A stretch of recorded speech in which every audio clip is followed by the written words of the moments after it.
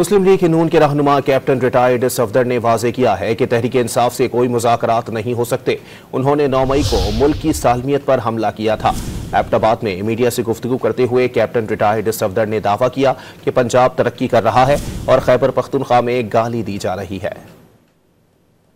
ترقی کر رہا ہے، پنجاب کو ترقی دی جا رہی ہے، پاکستان کو ترقی دی جا رہی ہے اور خیبر پختونخوا میں صرف گالی دی جا رہی ہے۔ اور جب آئیں گے ریاست کے اوپر جو چڑھائی کرے گا تو پھر یہ 9 مئی کے وہ مجرم ہیں جنہوں نے ایبٹ آباد میں بیٹھا ہوں، بلوچ سینٹر کے آگے سے گزرتا ہوں، شہداء کی تصویروں کو دیکھتا ہوں اور آنکھیں جھک جاتی ہیں کہ آپ نے اپنی جانوں کا نذرانہ اللہ کی راہ میں پیش کیا، ہم آپ کی تصویروں کی حفاظت نہ کر سکے۔ پی ٹی آئی والوں نے وہاں جوتے پھینکے، پتھر مارے۔ یہ وہ لوگ ہیں جنہوں نے سالمیت پاکستان پر 9 مئی کو حملہ کیا، قائد اعظم رحمۃ اللہ تعالیٰ کا گھر جلا دیا لاہور کے اندر۔ کیا کچھ انہوں نے نہیں کیا؟